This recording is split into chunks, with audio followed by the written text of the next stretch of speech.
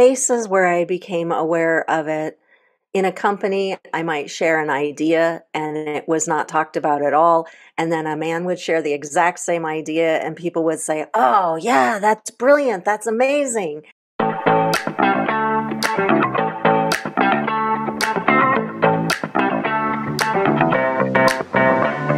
Welcome to Share.care, an all-inclusive community sharing experience, strength, and hope to create strong, healthy, and inspiring relationships. Share.care communities work toward every individual feeling safe, valued, and heard, free from the threat of danger, pain, or harm. Each episode, founder Damian Andrews explores the principles underpinning Share.care and invites expert special guests to share their knowledge so you can easily reap the benefits so many others experience. You hold the choice to create your future. Let it be with strong, healthy, and inspiring relationships. Here we go. Hello and welcome to eSHAIR. Here we discuss, promote and share the benefits to all from living in an egalitarian society, including for men. Inaccurate propaganda leads some men to believe that they miss out with equality. The reality, suppressing women is detrimental to men. Creating a world where everyone can contribute equally makes everyone better off. And today, it is my wonderful and great pleasure to welcome Miriam Gunn. Now, Miriam is the owner, CEO and founder of Leave Better. She uses strategic coaching to increase your ROI, revenue, team functioning, company expansion, and overall growth in your mindset. She coaches talented executives, business owners, and people in midlife transition, addressing self-sabotage and its effects on your entrepreneurship and life. Welcome, Miriam. Oh my goodness, Damian, thank you so much. What a pleasure to be here. It's wonderful to have you on the show. You're doing so much fabulous work. And what we'd like to do is we have a little special thing, and you may be aware of this. There's a Wayback Machine. It was a silver DeLorean that Doc Brown invented. And when you got in it and you hit 88 miles an hour, you could travel through time. Let's jump in that. Let's hit 88 miles an hour. Do you want to go back to a time period where you encountered some challenges that you overcame that kind of set you on the path to what you're doing now? Yes. Okay, so I might have interpreted that question a little bit differently initially. So I'm going to go way back, but I don't think that the challenge was overcome until closer to now in the future. I would say my family was made of two different cultures, and my father's culture was one of just, I'm going to use the word intense patriarchalism. And so I loved, even in your introduction, talking about how a lack of egalitarianism really robs both sides. So I'm the firstborn child, and I was I'm going to say, the delight of my father's eye, except that when I was born, he said, "Oh, you were supposed to be a boy." And then I had three brothers who all were boys. And before I had three brothers, I think I had maybe a prominent space in his life. And after I had three brothers, not so much. So I think that I spent an awful lot of my time. Also, I live in an area that's fairly patriarchal, and I was, for a long time, part of a religion that also was fairly patriarchal. So I think one of the things that I have struggled with as a woman is how do I understand and bring the value of who I am in a space that didn't necessarily honor that. I'm a natural leader. I'm a naturally pretty strong person. And in fact, years ago, I had talked with a therapist. This was when I was quite young. And I said, "Do you ever think I could be a therapist?" And he said, "No, actually, I think you'd be a way better CEO." Which makes me laugh, because now I'm both. I am a therapist and I also am a CEO. But it's taken a long time for me to sort of quiet those voices in my head that say, oh, I don't have anything of value to offer, or it's not as valuable as if a man were to offer it, or whatever. Yes. And you're welcome to ask more questions, but I didn't know where you wanted. Sometimes I also have a podcast, and I have had guests like talk nonstop for 25 minutes, and I never can get a question in edgewise. And I'm like, well, this is supposed to be a conversation. So I paused so you could say or ask something. I was in the middle of taking a note there, and I was like, then you stopped and went, "Oh, hang on a minute." Oh, so But from sorry. Yeah. that point of view, with the as you say, you had that you were your dad. You came out in this patriarchal environment. Your dad wanted. Now you were supposed to be a boy, and we've heard that before. In a number of different circumstances, but when you were there, it sounds like you initially it was this there was a if I heard correctly, you're talking about a glint in his eye. I didn't quite catch the actual word, that he was really happy, regardless. But then, as you said, you found it difficult to accept yourself that you had these abilities. Did I hear that correctly? I don't think that I would have said that at a conscious level, but Mm, as I, moved into adulthood and as I would see like a space, I was raised in a space where being quiet and being helpful was rewarded, mm, being outspoken was punished. Um, my brother taught my dad, or my dad taught my brothers to fix all sorts of things. mm, And he would send me to go get the snack or the water or whatever. mm, So there was just a really different way. He's no longer alive, but at his funeral, I realized my brothers and I had long conversations, and I realized we were raised in two different families, even though we were mm. raised in the same family, Yeah. which I find to be fascinating. And um, yeah, those kind of things, when you're raised in a situation like that, it does change you. I was talking with another friend of mine who was raised completely different set of circumstances, but a very similar kind of thing. And we talked about the sort of spaces that we had to overcome. We Mm, talked about having to learn how to assert yourself, or having to learn how to um, speak up, having to learn all sorts of ways, having to learn it's not okay to have your ideas overlooked just because you weren't of the male gender, things like mm. that. So I'm naturally actually a pretty mellow, chill person. I mean, I have strong thoughts and opinions, but I'm not uber verbal about them. So it's pretty easy, I think. When I was younger, it might have been easy for people to run over me. It's not as easy now. It's a it's an interesting point that you raised, because I've heard that from a number of women, where you talked about, consciously you wouldn't have said that, but when they look back unconsciously, there's a little bit more. They use the term agreeableness, where, and this is a stereotypical things for those people that want to comment, feel free, but just talking general here, that the women are generally that little bit more agreeable. As you say, it was rewarded to be quiet, punished to speak up. That was, and not, when we're not saying in most cases it's not big sticks coming out or anything like that. It's just the way that approach is. And I know a number of women that I've spoken to, and have been friends, have had challenges with that, being saying, what is right for them, and how did you become aware of that and overcome that? I think spaces where I became aware of it, in a company, I might share an idea and it was not talked about at all. And then a man would share the exact same idea, and people would say, oh, yeah, that's brilliant. That's amazing.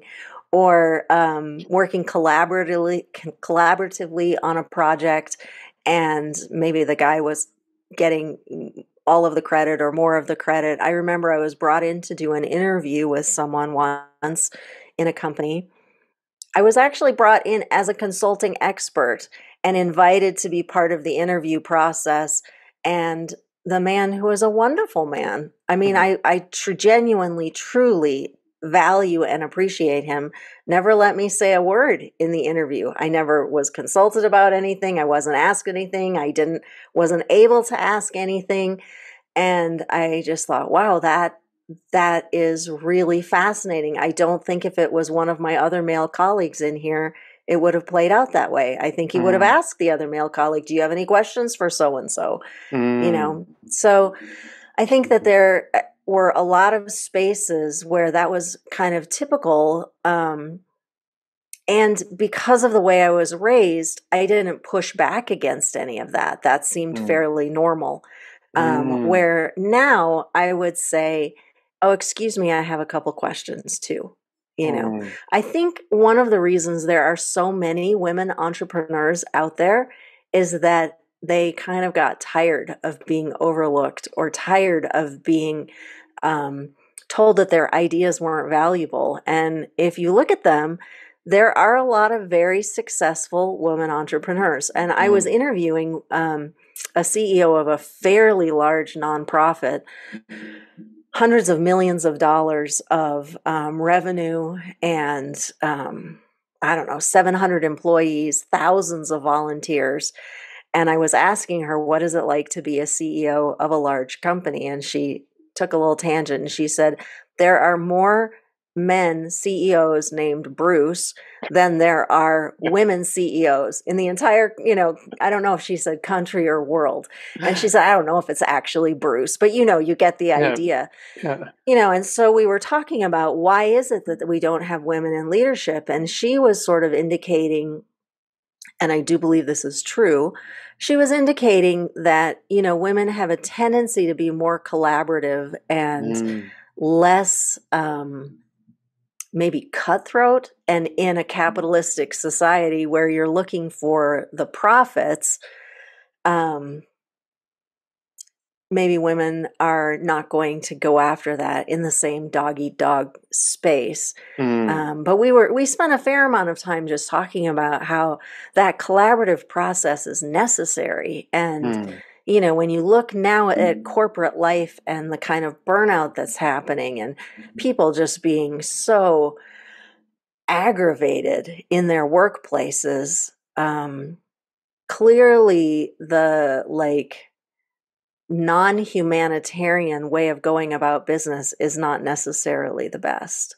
Yeah, it's an interesting point that you raise. There's a couple of elements I want to unpack there. Although I do want to, I can relate to your experience of raising ideas. And I was in a board meeting. I'm the CEO of a radio station here, and it's one of the hats I wear. And in my board paper, I'd floated some ideas for the board meeting. At the board meeting, I brought it up, and it was kind of overlooked. And then as we went around the table later in the evening, people brought up the same ideas as though it was their own, even though it was. And I just went, we're moving this thing forward. That's the important thing. I'm not going to get beat my chest about this. But that's different from and that's the part that I wanted to unpack, is this willingness to actually speak up and say, hey, I've got an idea, which you mentioned sometimes you weren't feeling able to do that.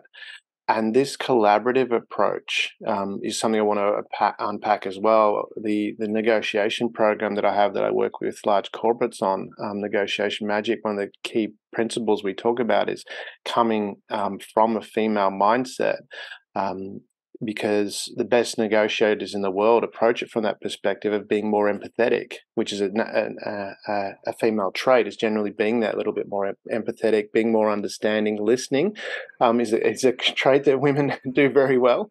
And so people that in that negotiation space that operate from that perspective get better results in a collaborative format that work for both people. And I was wondering, from this dog-eat-dog world that we grew up in, because our demographics have changed dramatically. We had the baby boomers, they went into the workforce, so there was an abundance of employees. If you didn't, if a company wanted another employee, they could just hire somebody. We're not in that world anymore. All the baby boomers are retiring, so it's becoming more difficult to have that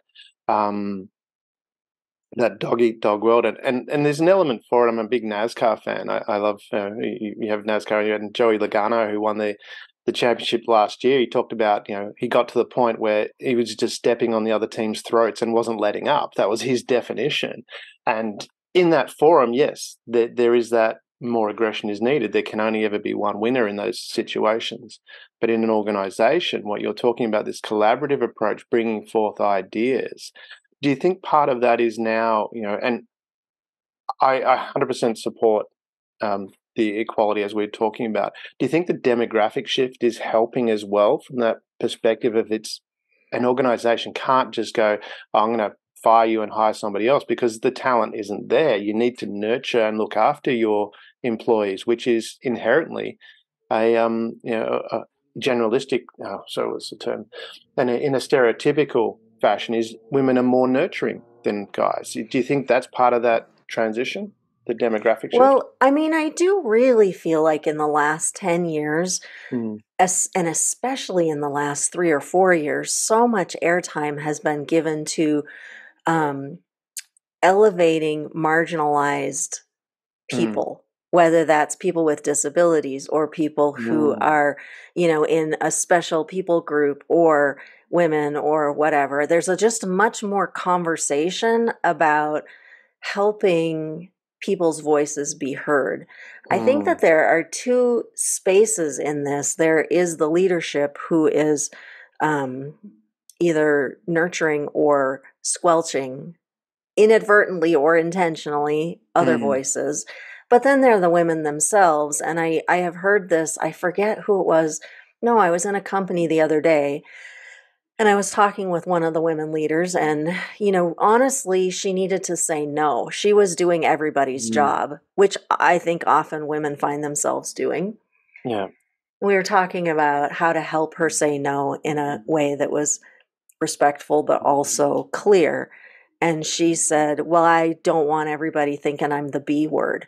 As soon as I say no, they're like, oh, she's just such a, and it is true if a man gets definite, most of the time they will say whatever. Oh, he has leadership qualities, or oh, he's having a bad day, or he's a hothead, or it's a little bit different. They kind of talk about his experience, and when a woman is really definite or in your face, they're saying, oh, is it her time of the month, or is she a bee, or why is what's going on? And so I think one of the things that women have to kind of wrap their brain around is, am I okay to be not liked? Am I okay to be misunderstood? Because I can't actually change the perception of the people around me. And so many women are inherently people pleasers.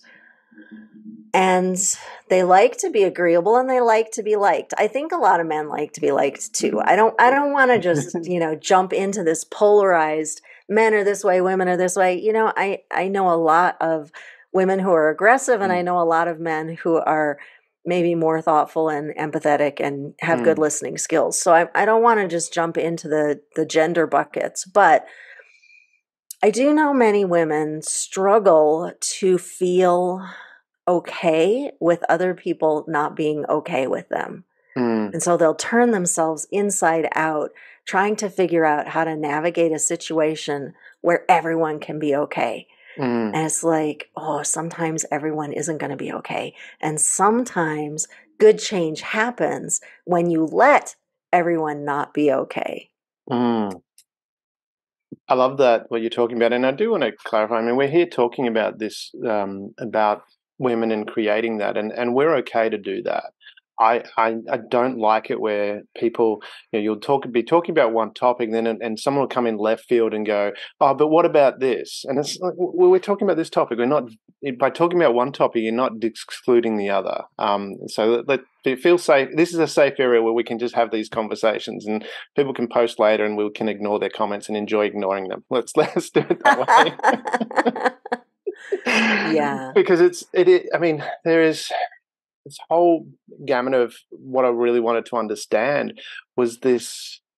What did I write down? The worrying about what other people think, because sometimes, as you say, worrying about being called a bee or whatever, and some people are going to have their opinion regardless of what you do. There's a lot of people that do amazing things, and they still have their haters no matter what. I mean, you look at, I'm pretty sure. Mental blank now. Who's the CEO of GM now? I've forgotten her name. Mental blank. Anyway. Oh, I'm blanking. I'm blanking as well. I Yeah. know like the older ones, but I don't know the current one. Yeah, no, but she worked through GM all her life. Mary Barra. Okay. And she's now in, and I remember reading about, and I wasn't in the meeting, but I remember reading about it. And she said, "Okay, we've got this plan going forward, and this is what we're going to do." And talking about the transition to EVs, that kind of thing. And she said, "Look, I understand some of you might not be on board, and that's okay. If you're not going to be on board with this plan, we'll arrange an appointment with HR, and we can find somewhere else for you to be, i.e., another company." Yeah, for sure. And I'm sure from that conversation that some people didn't like that and would put that down to her being a woman, going she's a bee for doing that. And at the same token too, if a guy had done that, some people would say, "Oh, he's such a bastard for doing that." Different B word, but they're B words. Yeah. And but she seemed to not be worried about that. She had a path that she was going through and going to do that. Do you think part of that, because men, as you mentioned before, men have that as well, do you think that's more of a self-esteem thing where it's not what you're saying, it's whether you feel that you have the right to say it? I think it's a complex space where it absolutely is a self-esteem thing. I also think there's some spaces where people are acculturated to care very much what someone else thinks. It depends on how you were raised, and it depends on the work you've done in between how you were raised and as an adult. And the people who are okay with just saying something and letting it land, they were either taught as young people or they learned as adults that I am not responsible for your emotions. I'm responsible for my emotions. I'm not responsible for your actions. I'm responsible for my actions. And so if the CEO's job is to keep the company solvent and to keep employees, healthy and happy and whatever, and depending on your mission statement and your set of values and how you make decisions, in theory, it is the CEO's job to say and do the hard thing, whether or not it wins them a popularity contest. And so I do like to ask people, if you couldn't see or hear anyone else's comments, you couldn't see their facial reactions and whatever, are you okay with the decision you made? Are you content? Are you proud of it? I was writing an article on LinkedIn the other day, and I said something to the effect of, if nobody could see the likes and the comments, what would you write about? And I said, I'm really actually pretty tired of the algorithm that forces you to change your opening sentence or your hashtags or your, whatever title so that the algorithm likes it. And I said, I think I actually would like to write about awe and things that bring people awe. Well, that's not going to really make the algorithm sing. And, that's annoying. And so at that point, I have to make a decision. Am I going to write about ROI and scaling and, all these businessy things because I'm a business coach, right? Am I going to write about that? And let's get all these little algorithms happy and get people seeing my posts and hopefully they like them or whatever. Or am I just going to be me and say, well, yeah, actually the people I work with, their incomes double and triple in the multi-million-dollar figures. That's awesome. But that isn't all there is to life. And if you aren't figuring out what brings you awe and joy, what is all that money for anyway? I love that you've gone there because that's really interesting from that perspective, the likes and chasing the likes. And I wonder about that because it's not something that I focus on a lot at all.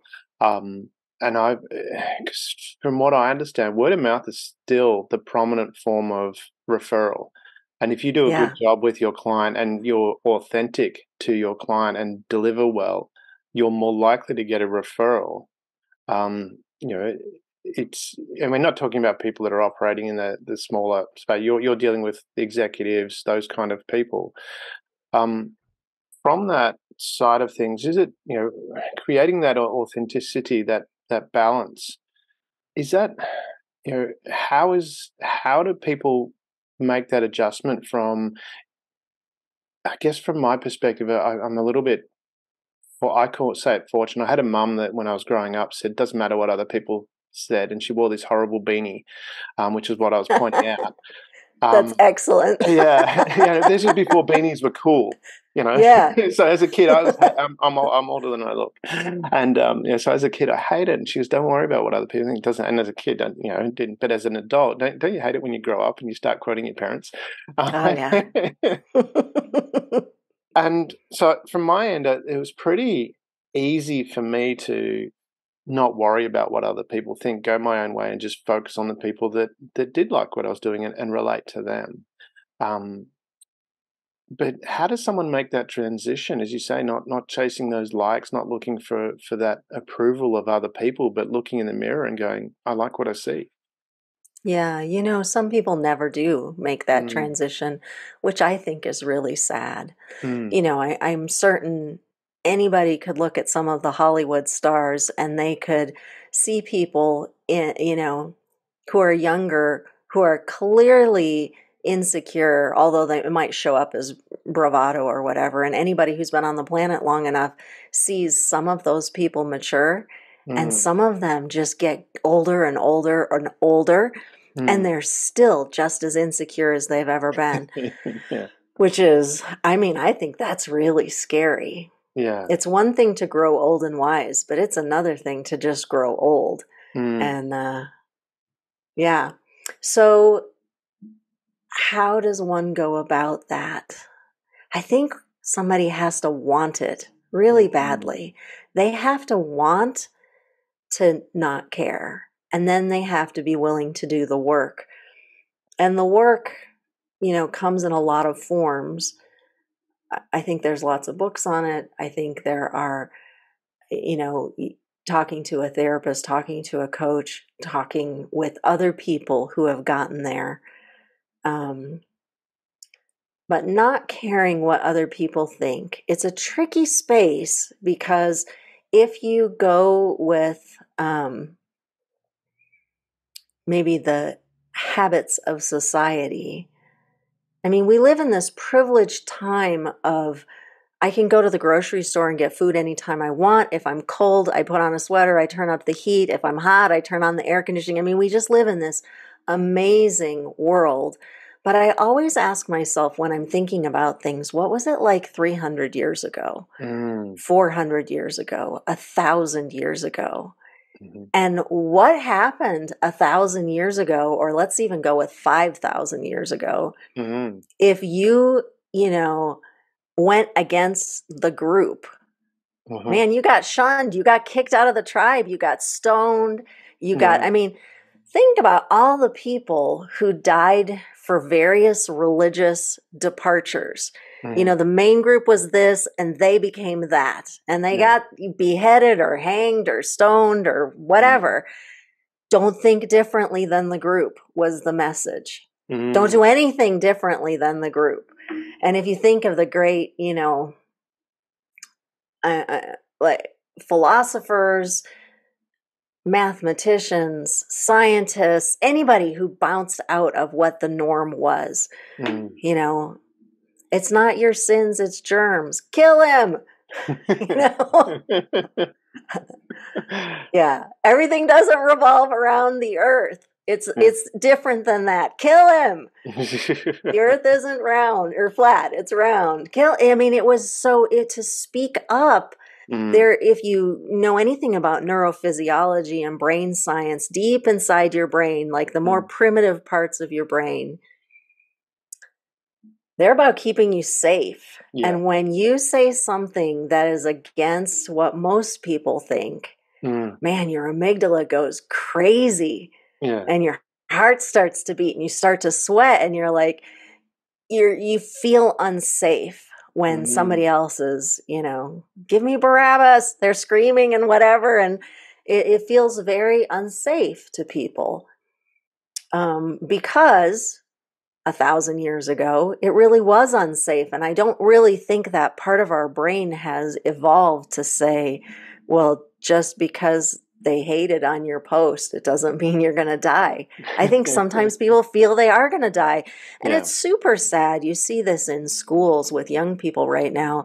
The bullying, the weird stuff that happens on whatever, Instagram or Facebook or whatever social media. I mean, now it would be TikTok and Twitter and blah, blah, and they hate you. And these kids are killing themselves because a bunch of nameless, faceless people are hating on them. And it's like, that's not rational. That's that space deep in their brain that's like freaking out. And they say, I'm unsafe. And then they do something about it. So anyway, this business of trying to change, being okay with other people not liking you or what you do, I think we have to find a core group of people who love us unconditionally, no matter what we post or create or make. And then we have to learn how to prioritize whose voices we listen to. And most of all, we have to learn how to self-love ourselves and say, again, am I proud of what I made? Am I proud of what I said? Am I proud of what I did? That's a process, and I think of it like lifting weights. My daughter showed me a picture of herself this weekend. We were together, and she does CrossFit. She had this gigantic barbell. I was like, how much weight is that? I couldn't believe it. She's this little whiff of a thing. She was super proud of herself. But I don't think that happens. That didn't happen overnight. She's been training. She's been training and working on it and increasingly lifting heavier weight. And when I think about this space of being okay with other people disagreeing with you and not liking you, you have to start in little spaces and you develop the muscle. And when you freak out and you have this desire to appease and make them okay, make them calm down, you have to hold yourself back. Say, it's not my job to make them happy. It's not my job. It's not my job. It's not my job. And go for a walk or whatever. And deal with your own anxiety over that. And then, you just repeatedly do that. I do think sometimes people flip the other side where they don't give a rat's patootie what anybody thinks. And it's like, well, that's a little too far. But people have a tendency to do these pendulum swings. And it's like, for a moment, you swing through the middle where this is good. I have a good sense of being able to say and feel and think my own thoughts and not, take on all of the thoughts around me. But I'm still connected enough to humanity that I'm not just like out there somewhere, total outlier. Anyway, I don't know. That's a lot of words. I don't even know if I answered your question. You did. There was a lot in that. There's some really good points that I wrote down as well. And I want to expand that to the money thing as well. We talked about, you mentioned earlier about people, wanting stuff, wanting the money, wanting the job. And from my perspective, I've landed in Nice, been chauffeured by a helicopter to Monaco, and that's fun, but it's not fulfilling on itself. There was nothing about that, unless I was, posting it, which I didn't, to other people. But then you're then seeking that approval of other people for you to be okay. So is there a distinction between those things? Because, I've done a lot of those things where it's fun, but it's not fulfilling. The fulfilling moments are, I've found the more fulfilling moments are when I've been helping others, giving to other people, those kind of things. Is there a difference between those two from a psychological perspective and from how a company operates as well and creates its culture? Boy, that's an involved question. What would I say? I had a therapist say to me once, in my 30s, I was doing all sorts of adventurous things. And I was trying to understand, am I doing this adventurous thing because I really want to do it, it's meaningful to me, or am I doing it because I just want to tell other people? Now, this is going to date me, but this was long before social media. It was even before cell phones. I was around before cell phones too. When I wanted to call someone, you called from a landline, and if you wanted That's to call right. back. And we Yeah, had the dial ones too, which in Australia was weird. absolutely. Australia, you have 911. In Australia, we have 000. So that was the longest Oh, number that you could dial with a yeah, that's ridiculous. Someone yeah, could die, bleed out by the time you got those three done. exactly. Oh, my word. Anyway, this therapist said to me, um, what if you could never tell anybody ever? Would you still do that thing? And I Ooh. remember I had this opportunity to do this incredibly adventurous thing, and I made a commitment to myself that I wouldn't tell anyone anything about it for at least a year. I Mm, about came apart at the seams because it was the scariest thing I'd ever done. It was a really good exercise for me to not tell anyone. mm, Um, and it helped show me that I actually really loved doing it for me. It wasn't about the bragging rights or whatever. But I do agree with you entirely that true fulfillment eventually comes, well, probably only comes from helping others. I have a young client who is on the like upswing of his hockey stick. He's just, you know, he's going to be an up and coming who's who, somebody, whatever. And he's really enjoying the toys and the things that the money brings and whatnot. mm, But I always say you have to make it about something more than this, mm, because you're this young, and if you're doing this and this and this and this now, what happens next year? What do you buy next year? What do you do next year? And how about the year after that? And how about by the time you're my age? It's got mm, to be about serving other people at some level. And I actually just made a commitment in 2023 that, I mean, right now I say I work with high performing individuals and business owners. mhm, Um, and I decided in 2023 I was only going to work with high performing people and business owners who are working towards serving others in some way.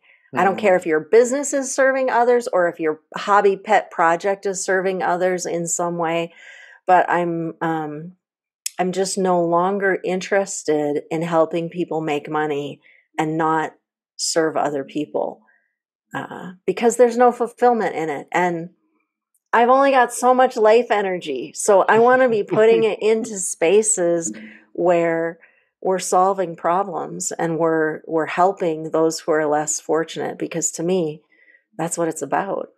I'm mm, going to digress for a second. So on my podcast, the Leave Better podcast, I'm almost a full year in. I'm starting a new season, but the previous seasons, I would interview guests and I would offer them, I would say, as a thank you for being on my podcast, I want to make a donation to a charity in your name, to one of these four charities, one that mm. dealt with the planet and one that dealt with people and one that dealt with pets, because it was a nice alliteration. And then my pet project, which dealt with elephants in Kenya, whose moms are being poached, the Sheldrick Wildlife Trust.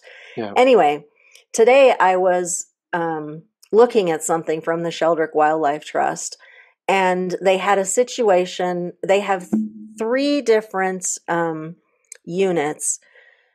I mean, sometimes these moms who are poached, their babies are little. They're little, like days old. It's Mm, heartbreaking. So they have a nursery, and then they have another area that is for, like, I'm going to call, they get them, they're not weaned from milk yet, but they are bigger.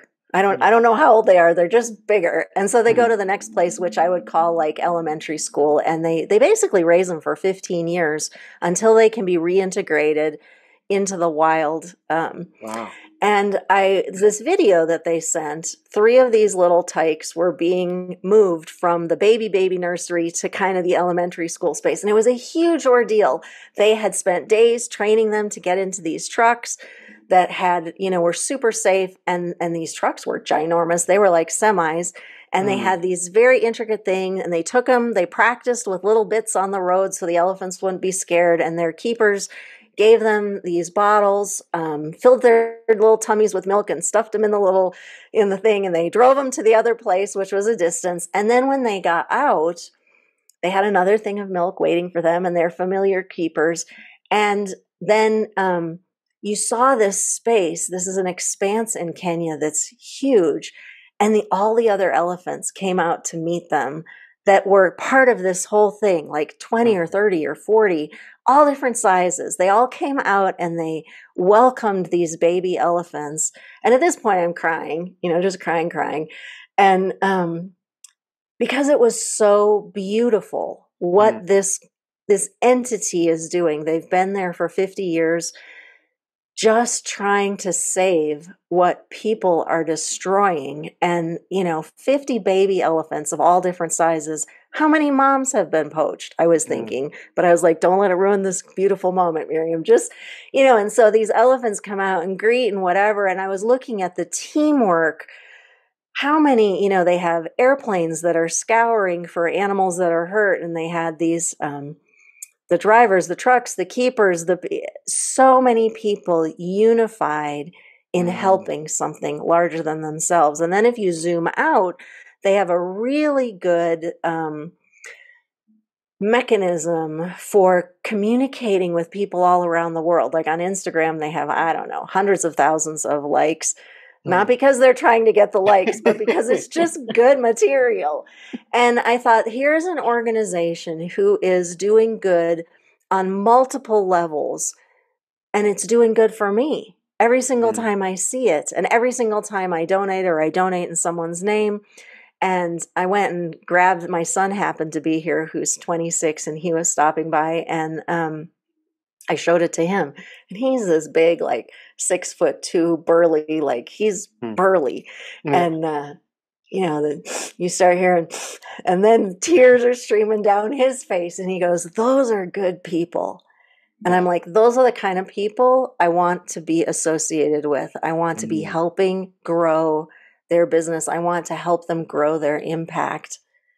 Oh my gosh, Damien, I have no idea what your original question was.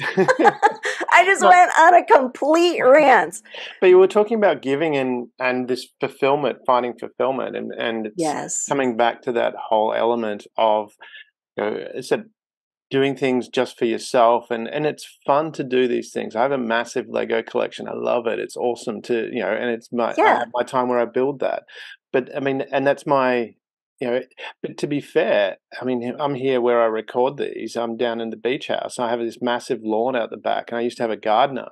I got rid of the gardener, and I bought a electric self-propelled, not sit on it, but walk behind it, so I don't have to push it.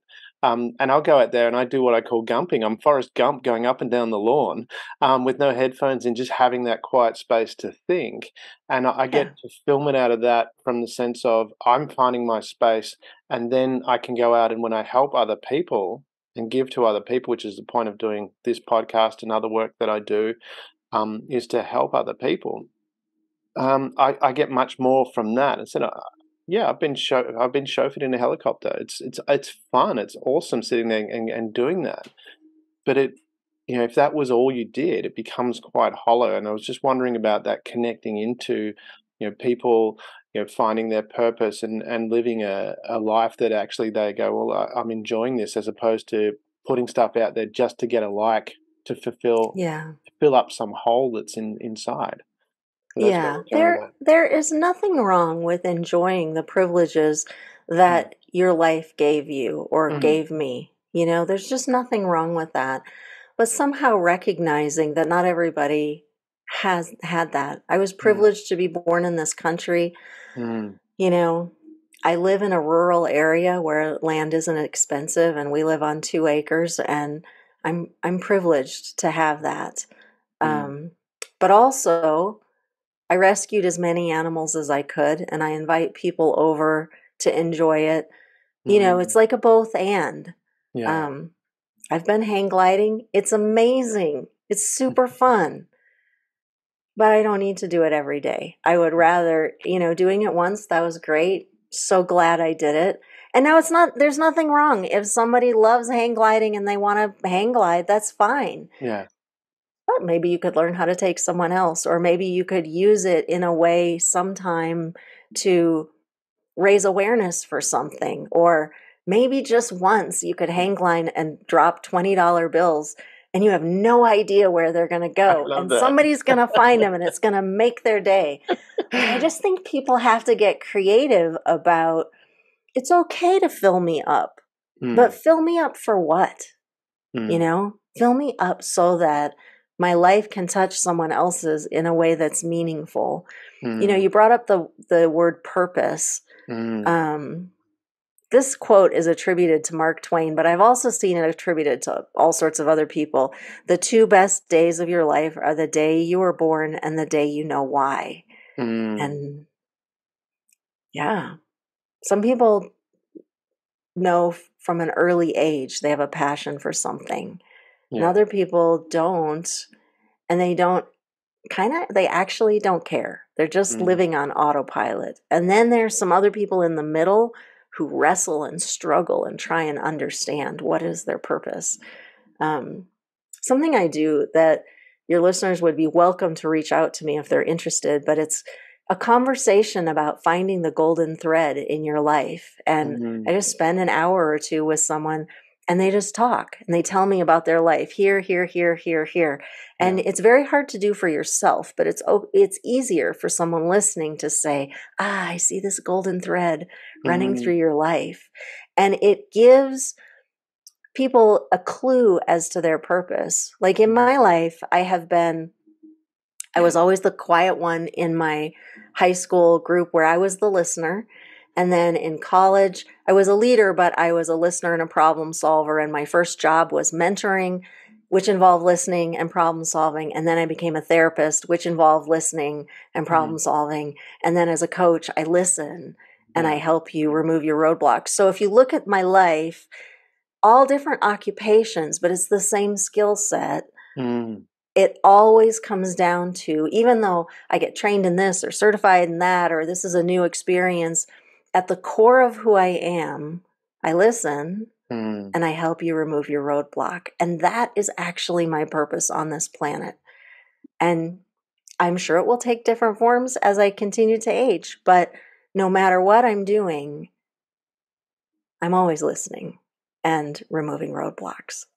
I love that you go to so many great places that I love, and you mentioned listening there, and you probably remember the movie Crocodile Dundee, and there's a scene where they're talking about a psychiatrist, and she's like, what's a psychiatrist? Is someone you go to get your problems out in the open, and she says, you probably don't have a psychiatrist in Walkabout Creek, and he goes, no, if we have a problem, we tell Wally tells everybody else, no more problem. And this, so this listening component, and I love that, because from my perspective, when I was younger, I knew everything. You couldn't tell me anything. I knew it. And people would talk to me and I'm already thinking about what I'm going to say next, that kind of thing. And I'd learned, probably the hard way, because maybe I got ostracized or whatever, I'm not sure. But I learned that listening is really important. And this year, when we came to setting New Year's resolutions, I already had my intentions and my goals and everything set. So New Year come around, and then I was having a conversation with someone, I think the day after New Year's or a couple of days after, and we were talking about listening. I went, I'm a really good listener, but it was a story of a Toastmaster, a person who did Toastmasters. They won the world championship. On the way home, they went to a bookshop and bought a book about public speaking. And they said, because you can always be better. So that was my thing for this year. My New Year's resolution was to listen more. Is that, from that perspective, even just listening to someone, you learn so much, but at the same token too, if you're actively listening, I've noticed, because I know when you're even just thinking a happy thought, you produce dopamine and serotonin in your body, which makes you feel good. But if you're genuinely listening to someone, I've noticed for me, I just feel really good. Like having this conversation, I'm listening to you. I'm feeling good listening to you. I'm not saying much, but I'm really enjoying this because I'm actively listening. You think that's from that perspective, that's part of giving? Because even if listening, you're acknowledging the other person as well. It's not difficult to do.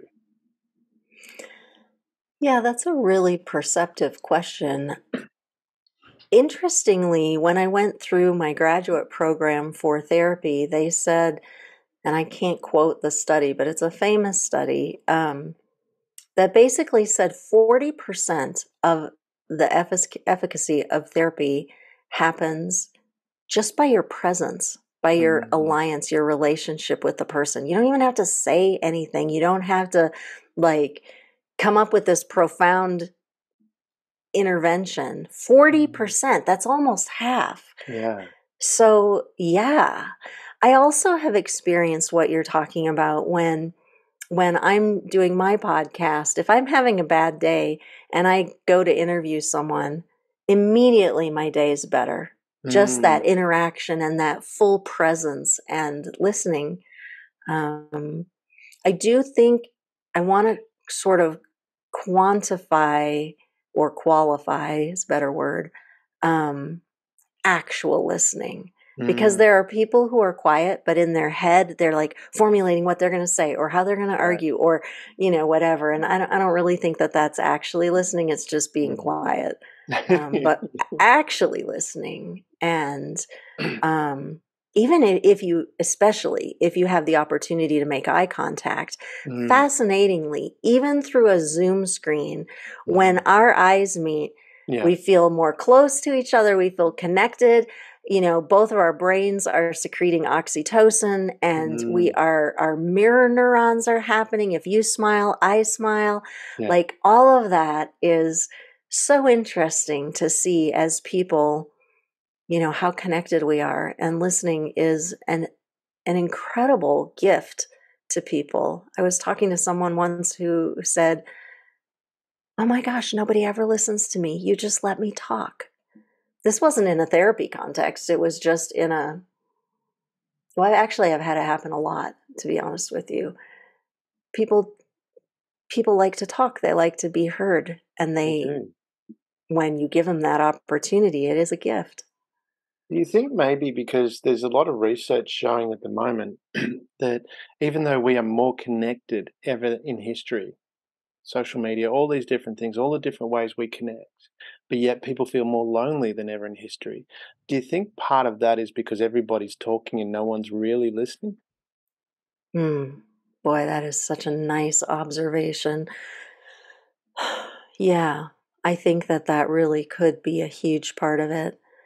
Um, it used to be I would go wherever. There would be these spaces of downtime in the grocery line, at the airport, at conferences, in between the speakers. There were places where you would have these mini conversations, Yeah. you know? Nobody has mini conversations now. And it's very difficult to even create friendships anywhere because somebody's always on their phone talking to someone else. So nobody's with the people that they're with. Mm. And that actually is really sad to me for the generations that have never experienced no phone. Like clearly I didn't experience a phone or the internet until, you know, I was well into midlife or at least, Mm. you know, adulthood. My kids were halfway, I think that all came about in late middle school for them. So Mm. they knew what it was like to have the undivided attention of the person they were with, Mm. their friends or whatever. Now, oh my goodness, young people have no idea what that's like. I was on the plane this weekend and the person sitting next to me had a 1-year old and she had on her phone some sort of cartoon and whatever. And I'm not judging her at all. I understand when you're on a plane, you're panicked, your kid's going to scream and iPads all are of that. And handy. yeah, and everybody around her was probably grateful that this was happening. Yeah. But everywhere I go, a coffee shop, anywhere, little kids in strollers, they have phones propped up in front of them. Mm. Nobody knows how to be bored. Nobody knows how to like pull their eyes away from the screen and have kind of a nothing conversation. But it's the nothing conversations that lead to the deeper conversations. Mm. And um, I don't know. I understand why people are lonely. Yeah, so and because I wonder about that, and I'd take that a step further with debates. I mean, to me, and this is why I don't encourage them anymore. When I went to school, you would have the debates and you'd be arguing your points. Um, but from now, when I look at it, really, to me, and maybe it's a wisdom with becoming, I've got my wisies on because I'm up for that. I call them wisies.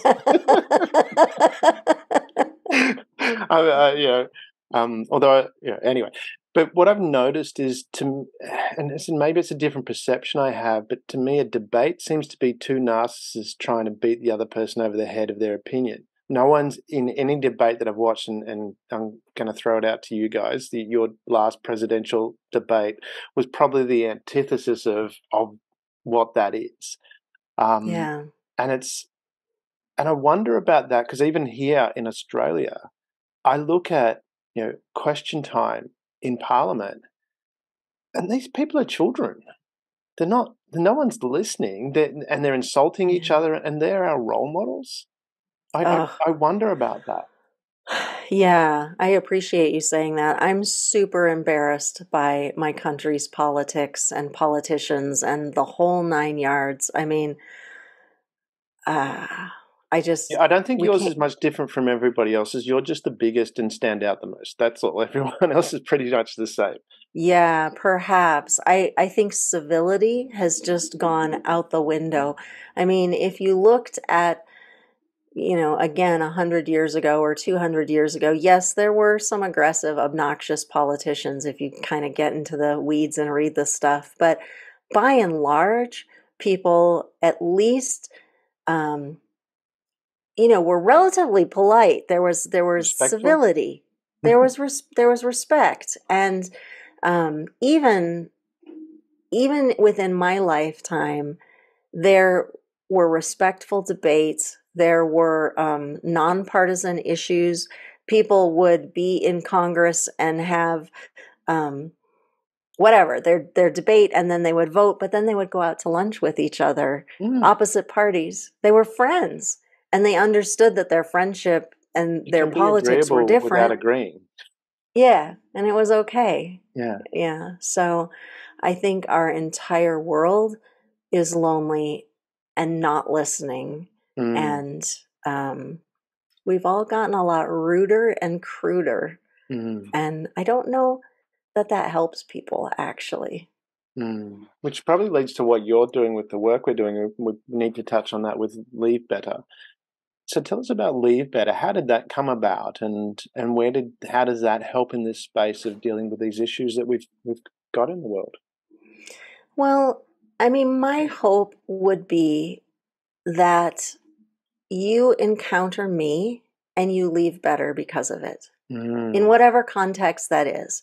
If Mm. I'm helping you train your dog, awesome. I hope you and your dog leave better. And if I'm coaching you and, you're the CEO or the owner of the company, I hope you make more money and you treat your employees better. I just want you to leave better. Mm. But I don't want you to leave better so you can be selfish. I want you to leave better so that you leave whoever your life touches better. Mm. So I want it to like flow down or flow across or whatever. That I only have one life, and I'm choosing to give you some of my energy when I spend time with you, some of my time and some of my energy. So I want it to count. I want you to Yeah. leave better. And then I want you to pay it forward and make someone else leave better. That's kind of how I came by the name. I'm feeling a little bit like maybe not as happy with the name, in that I was talking to somebody about my podcast, which is also called the Leave Better Podcast, and he said, "Oh, I thought you were talking about how to leave your partner better." I was like, "Oh no." But it gets attention. I mean, I remember, what was it? Wayne Dyer is one of my favorite speakers, change people. I mean, his first book was Your Erroneous Zones, but it got a lot of publicity because people read it as Your Erogenous Zones. It's like, that's not what it's about. That's But not what it's you about. might get more of it if you behave in a better way. But, That's so it could awesome. be a good thing. You could try. Yeah. Yeah. So you started Leave Better, and you work with executives and companies. What's some of the work that you do with them? What are the outcomes? Obviously, you want them to, I don't know, taking from that, because you were there, um, the world is better off. I'm paraphrasing that, but when you're leaving better, you're Yeah. leaving in a better place than where they were before you were there. Yeah. What's you talk about? Can you explain a little bit about the specific work that you do with people and organizations? How do you achieve that? Yeah. So, I mean, this is not a good business model. They always say, niche down, get really specific about what you do. What I do is I come in and I listen and I find out where you're roadblocked, and then together we create a space to unroadblock you. So Mm, in one company that really involved the person who I would call their chief number one player, the mm-hmm, company couldn't survive without him, but they couldn't survive with him either. It was mm, just a huge struggle. So a lot of that work involves coaching the executives to work with this employee. I spent some time with him working with the teams on how to just navigate that space. mm, Um, Another company that I have worked with, really I am a support for their all of their executives, and I come in and I meet with each of them and I kind of just find out where they're stuck personally or professionally. mm, I was there, I want to say last week, or it might have been 10 days ago. And it was fascinating because one of the executives, he just needed a reframe on the way he was thinking about something.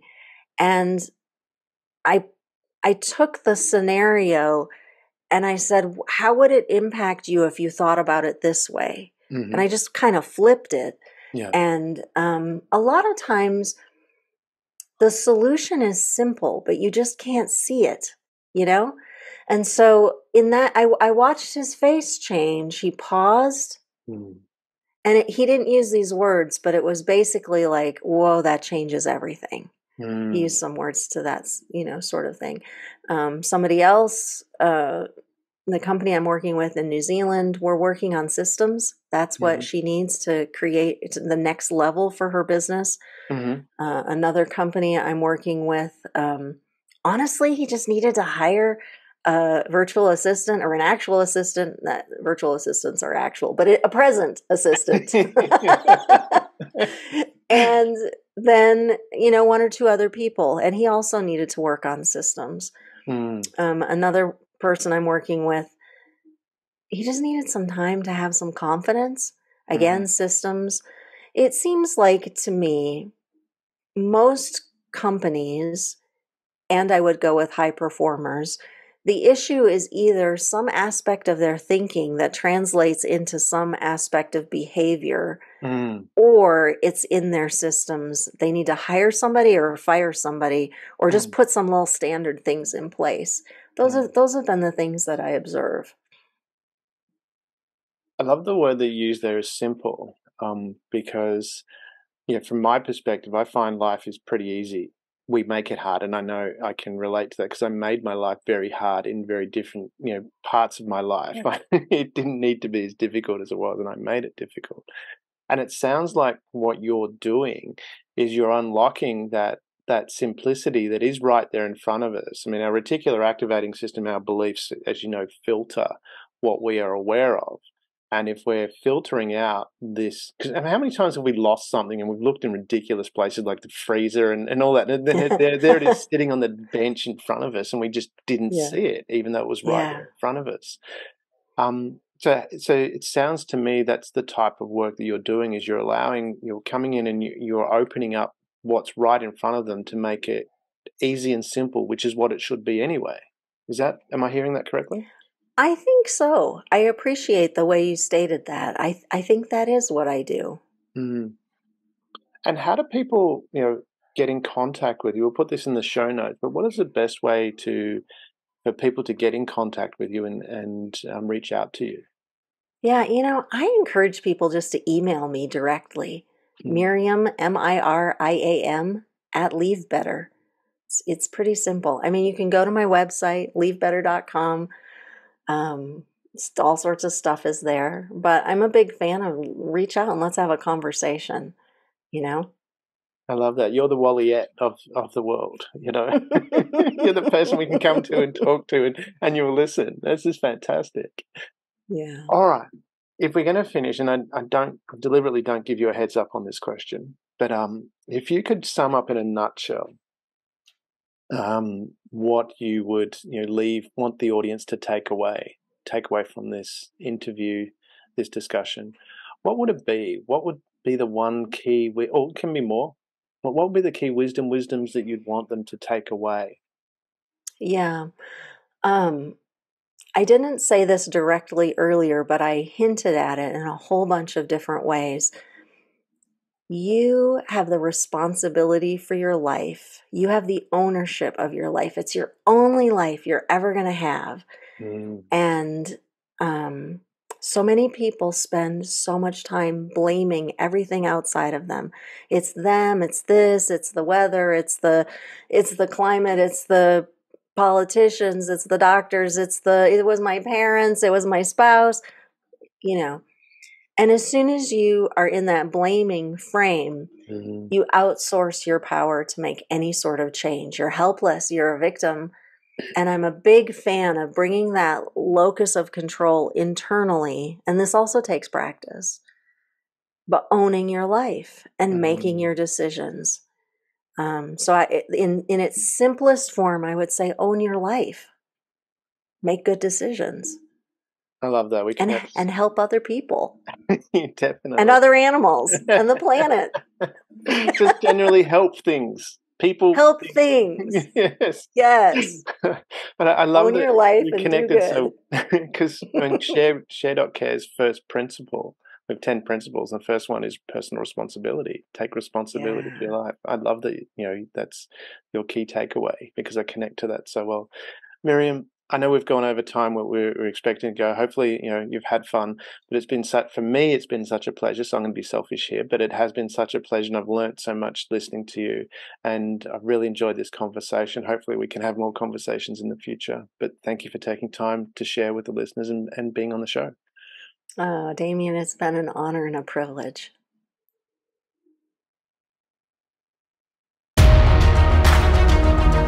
Thank you for being part of the Share.care community and helping people around the world prosper. You're creating a bigger pie for everyone to share. The more people contributing to the world being a better place, the better the world becomes, for others and for you.